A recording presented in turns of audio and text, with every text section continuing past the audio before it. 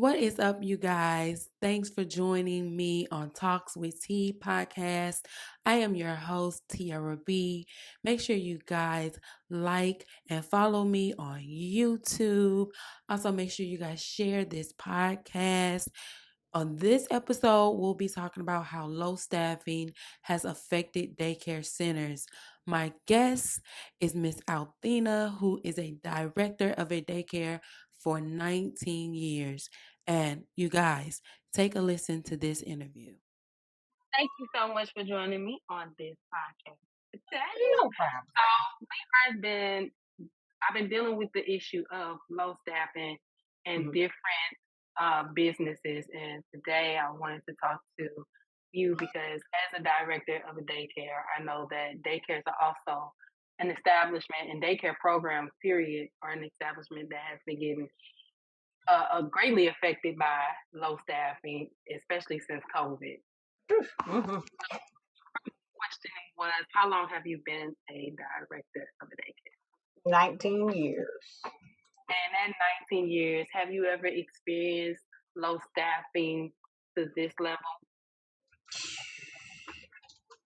To this level, no. It's trying to turn around, but not this bad.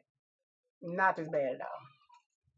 And what problems do you think is happening? Is it more of inconsistency with the staffing? I think it's a combination thing. Inconsistency. Childcare is already a industry where turnover is often that's normal, but it is more frequent now. A lot of that has to do with pay, but that's a major part. But at the same time, it's hard because how we get paid is from parents. So if it's one thing like you work for the hospital or you work for all these other entities, the money is great coming in. Our parents are how we are able to pay the bills, how we're able to pay the staff, and you don't want to charge too much because you want the parents to be able to afford it. But at the same time, you want to charge enough so that you can pay your staff enough to hang around. So it's that makes it hard. It also makes it hard because nowadays, and it could be COVID babies, they're a little bit different from the other babies. So their needs are a lot more, and that's hard. So you ain't paying me enough for me to be having to deal with these kids that's yelling and screaming and parents don't want to do and so and so. So then now they're gone and you're stuck. So you cannot, how do I say, you can't take more kids. You're trying to create a safe environment for the kids because you still want to be able to protect them. For us, it's harder. It's one thing if you're doing learn through play, but when you're actually trying to teach them their alphabet and teach them their numbers and teach them their colors and all these different things, staffing is very important. And when you don't have that, then you're pulled many different ways. Many different ways. So it just makes it harder. So COVID has made it more difficult. It made it majorly difficult, especially during COVID, because of course they were giving all these checks and this, that, and the other, and some of these people was getting more money, getting the COVID check than they were actually working in the field. So you honestly, for childcare, you have to have a heart for kids. It's almost like you have to see it more ministry than a job, to actually put your all in it and realize that if you're in the right place, that your worth will be seen greater, and the more money that you can get. Like for me, my job has been more now trying to find grants and different things so that I can boost what we can do for the staff. So we can boost what we can do for the staff so they do feel appreciated and they do know that you care about them. So it's a whole lot that goes into it that you're trying to do just so that you can get the proper staff. Because it's a lower paying job, you get more people who really don't have, they're just looking for a job. So as soon as they can find something better, they're gone. or they don't have the skills that you need. And by the time you took all the time to train them to do the job, they're gone, and you're back again having to train again, and it actually hurts the kids more than anything because it seems like you're doing more training than the kids getting the information that they need. It's hard. It's hard. So to find people that care, and then let's go here to find people that care, you can find that because actually right now we already know in the school system we have so many teachers that are retiring for the same reasons, for the difficult situations that we have in schools, and kids just being willy-nilly and them not even being able to teach. So they want to teach. Those are the type of people that you want to get in your centers because they actually want to teach. And you want to be able to pay them that because they actually have all the skills you need. You don't have to teach them. You ain't got to train them to do this. Matter of fact, you don't even care. I have a way of doing it, but I know you've been teaching for years. So you come in and actually teach these kids, and I ain't even got to worry about that part. But can I pay you? Can I give you what you need? Can I give you the 401k? Can I give you the benefits? Thank God that we're at a place now that we actually can give medical. Hallelujah. That we can now give that part of it. And that, like I said, we're working as much as possible to give them as much as we can give them.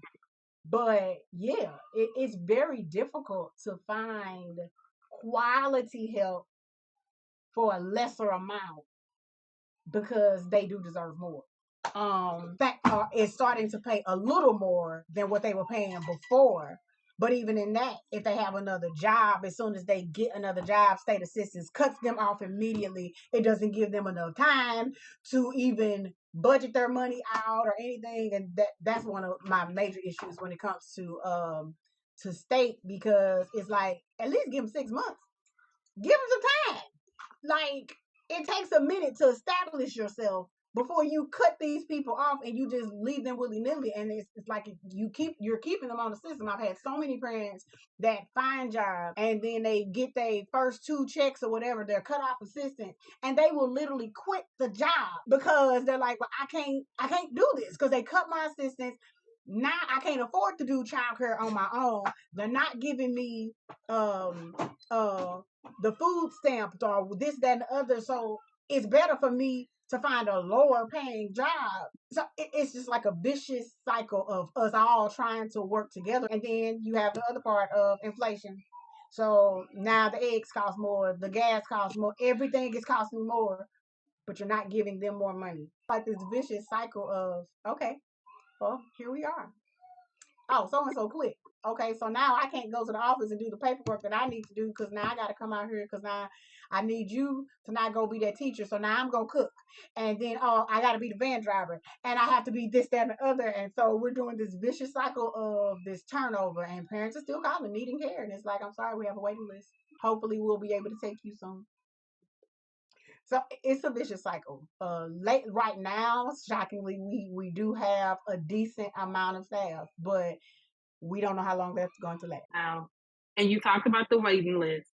And when upon doing research on this, I saw that there is over 50,000 daycares and daycare programs in the U.S. that has extensive waiting lists that they can't even give parents estimated time on exactly when they could probably get them in, if they can even get them in. If you can get them in. And by the time you can get them in, the child is another age. And if that room is full, they still can't get in. Like literally, we just went through that in our infant room. We had a long list of infants that that could come, but we actually, she's like, okay, I think we got room. And when we pulled up the list, all them kids are not one. So they can't go in every room anyway. So I mean, and if they want to go to the 1-year-old room, that room is still closed because those children that actually were in the infant room are now in the 1-year-old room. They get priority. It's a vicious cycle. So it's like, how do we get the people in? How do we get them in? So have you had to turn parents away? Have you experienced that too? Mm-hmm. That's every day. That's every day. When you are presented with these type of problems, I know parents looking at you like, so what's next?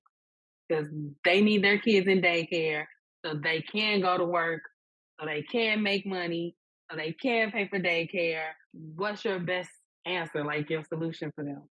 I don't have a solution. Most times they ask, "Do I know any other facilities?" And the sad part is, I don't, because I don't want to put my name on something that I don't know what kind of care you're gonna receive. So, I mean, try to find a job at home. But I'll be even honest, trying to find a job at home, you still need somebody to watch your kid because they're trying to ask you questions while you trying to talk to whoever on the phone. It's a vicious cycle. We really don't, like, I know that now schools are starting to, they don't have like infant care and like for the twos or whatever, they're starting to try to take kids, but even in that, they're over, they don't have a lot of room.